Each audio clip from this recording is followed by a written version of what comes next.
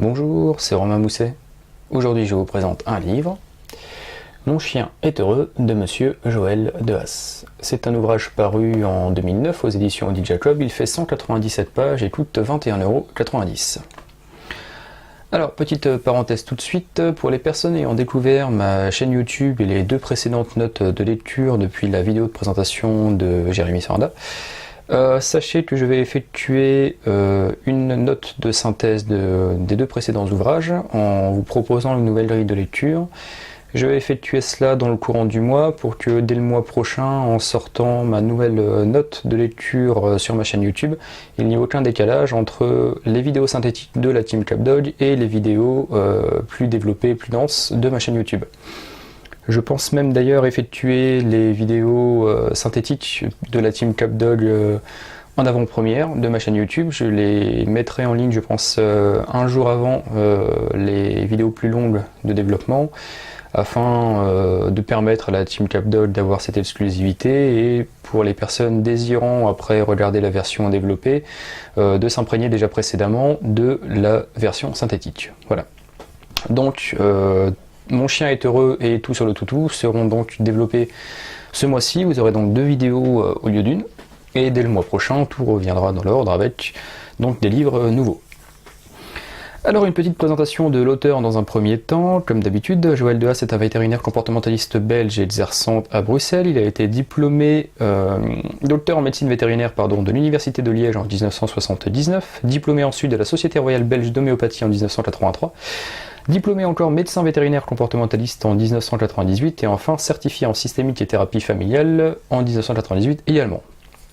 Alors Monsieur Dehaas est un auteur assez prolifique qui a réalisé plus d'une vingtaine d'ouvrages, dont une grande majorité est consacrée à la vulgarisation scientifique et à l'étude du comportement du chien et du chat. Il a écrit autant des ouvrages généraux comme Mon chien est heureux que nous allons étudier aujourd'hui, L'éducation du chien de 0 à 6 mois, mais également Pourquoi un chien intelligent fait-il des choses stupides, et autant des ouvrages un peu plus thématiques comme Mon chien est-il dominant, Le chien agressif ou son dernier ouvrage uniquement disponible en format numérique, à savoir la stérilisation, tout sur la stérilisation, la stérilisation pour ou contre, autant pour moi, effets physiologiques et comportementaux. Bien que ce dernier ouvrage soit très pertinent, je n'effectuerai pas de notes de lecture sur ce contenu, mais en revanche pour ceux que le sujet intéresse, j'ai effectué une vidéo sur la stérilisation en m'appuyant sur des propos de vétérinaires et sur un certain nombre d'études scientifiques qui ont été effectuées sur cet acte médical ô combien banalisé, et cela pourrait vous apporter à mon avis quelques éclairages et quelques notions intéressantes sur cela. Alors, la même année de publication de Mon chien est heureux, soit 2009, Monsieur Dehaas sortit Tout sur la psychologie du chien, ouvrage beaucoup plus exhaustif de 428 pages, développant entre autres la biologie du chien, ses besoins, également la génétique, et une partie plus philosophique sur la relation et les liens affectifs homme-chien, la place du chien dans nos sociétés, différentes représentations du chien, comme le modèle hiérarchique, le modèle du chien enfant-roi, le modèle du chien-objet, et également nos croyances sur cette espèce et ce que cela engendre. C'est un ouvrage complet pour les passionnés et les professionnels, mais moins facile d'accès pour les propriétaires ne cherchant qu'à acquérir quelques outils ou notions qui seront vite noyés sous des schémas, des analyses et des lourdeurs tant scientifiques qu'éthologiques. Mais si le cœur vous en dit, vous avez donc cet ouvrage qui est très complet. Alors le livre dont il est question aujourd'hui reprend du contenu du précédent, mais de façon synthétique et à la lecture beaucoup plus aisée. Vous découvrirez des notions sur les modes alimentaires, les promenades, les différentes activités physiques et cognitives à effectuer avec votre chien, qu'il s'agisse de faire du sport, des tours ludiques ou encore des jeux de réflexion. Sous-titré Jeux, exercices et astuces, l'ouvrage apporte des connaissances et des outils facilement assimilables et adaptables dans votre quotidien afin d'enrichir l'environnement de vie de votre chien et de renforcer également votre relation. Alors la grille de lecture est intéressante car elle se structure autour du modèle activité de Monsieur Joël Dehaas. Ce modèle activité est un concept qu'il a créé et qu'il utilise en rééducation comportementale depuis plusieurs années. Il explique pourquoi un chien va développer des troubles du comportement ou des activités inadaptées ou déviantes selon nos critères humains. Ça va être par exemple le chien qui aboie, le chien qui détruit les meubles, qui creuse dans le jardin, qui tourne autour de la maison. Et comment réorienter donc ces fameux comportements indésirables.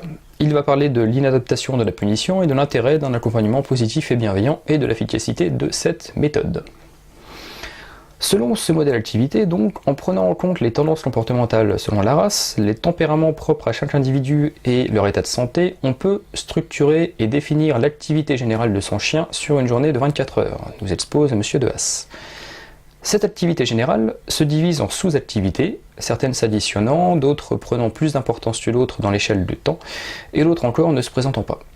C'est-à-dire que si vous avez un chien de chasse, l'activité de chasse pourrait être éventuellement de 4 heures, alors que l'activité de jeu ne sera que de 2 heures. Alors que si vous avez un chien de traîneau, par exemple, il aura besoin d'activité physique, de dépenses, de tracté, on va dire 5 heures par jour, et une activité de chasse peut être inexistante. Ce qu'il faut finalement comprendre, en fait, c'est que si vous avez un chien qui creuse des tranchées dans votre jardin 3 heures par jour, en augmentant le temps, par exemple, d'activité alimentaire, le temps d'activité locomotrice, en allant promener ou en faisant appel, par exemple, à un promeneur de chien, vous allez nécessairement diminuer ce temps d'activité désagréable pour votre pelouse. Ce faisant, vous n'avez nullement besoin d'entrer dans des conflits avec votre chien ou à contraindre sa liberté en l'enfermant en cage ou alors en l'attachant, vous l'amenez simplement à pratiquer autre chose et à ce que les problèmes disparaissent par eux-mêmes finalement. Néanmoins, il existe certaines nuances, comme je l'ai dit, en fonction de la race. C'est-à-dire que si vous avez un chien de type Spitz d'origine allemande, les Spitz-loups, les Spitz-nains par exemple, vous n'empêcherez certainement pas votre chien d'aboyer, puisqu'il a été sélectionné génétiquement pour monter la garde sur les bateaux. C'était, je crois, des chiens de garde pour les mariniers, et donc ils aboyaient dès qu'il y avait des personnes qui s'approchaient et autres, donc ce sont des chiens qui ont été sélectionnés génétiquement pour aboyer. Vous ne pourrez donc pas faire disparaître totalement ce besoin qui est biologique chez eux, mais vous allez pouvoir diminuer la durée ou la fréquence du comportement en réorientant, donc on va dire les 5 heures qu'il passe par jour. Si vous augmentez par exemple donc, le temps de dépenses alimentaires, le temps d'activité de chasse, pourquoi pas si cela vous intéresse, vous allez nécessairement diminuer ce temps d'aboiement.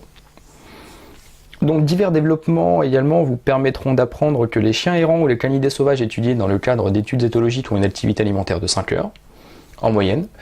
Quand on sait que nous on nourrit notre chien en gamelle généralement 5 à 10 minutes par jour, ça vous laisse à peu près 4h50 ou 4h55 de temps d'activité générale à réorienter. Et sachant que si vous ne le faites pas, évidemment, votre chien va nécessairement trouver des activités pour le faire. Donc ça peut très bien se passer, comme cela peut évidemment moins bien se passer et entraîner des comportements que vous, humains et propriétaires, jugerez déviants. Vous allez également apprendre que le chien se déplace à une vitesse de 6 km/h et que l'humain ne se déplace qu'à une vitesse moyenne de 3 km/h. Donc lorsque vous promenez votre chien en laisse, votre chien doit faire des efforts de lenteur et cela peut engendrer sur le long terme évidemment de la frustration, et il n'y a qu'à par exemple regarder des chiens guides d'aveugles ou des chiens qui se promènent dans la rue avec des personnes diminuées, du genre des personnes âgées ou des personnes handicapées, vous remarquerez nécessairement que les chiens ne sont pas très épanouis. Donc M. De Haas va notamment insister sur la nécessité de pouvoir offrir à son chien des cadres de promenade sans laisse. Entre autres choses, il va y avoir plein de petites informations comme ça à picorer, du contenu très intéressant, et ces deux petites informations, je tenais à vous les développer, en plus donc du fameux modèle d'activité qui structure l'ensemble du livre. Vous l'aurez donc compris, le livre Mon chien est heureux est un ouvrage aux multiples qualités, à la lecture facile, fourmillant d'informations pratiques, et que je ne peux que vous conseiller. Voilà une version très synthétique. Si vous avez des retours à me faire, n'hésitez pas, parce que comme j'ai pu le dire, je crois, dans la vidéo d'introduction, l'exercice de synthèse est pour moi assez compliqué parce que j'ai tendance à beaucoup parler et à développer énormément. Donc peut-être que pour le coup, j'ai beaucoup trop synthétisé. J'attends donc vos retours et la seconde note de lecture étant effectuée dans un laps de temps assez court, il est nécessaire que je prenne vos changements en considération, peut-être pas pour la prochaine, parce que je ne sais pas s'il y aura forcément, si j'aurai le temps de prendre en compte vos retours, mais en tout cas pour la vidéo du mois suivant, ce sera chose faite. En attendant, je vous remercie et je vous dis à bientôt.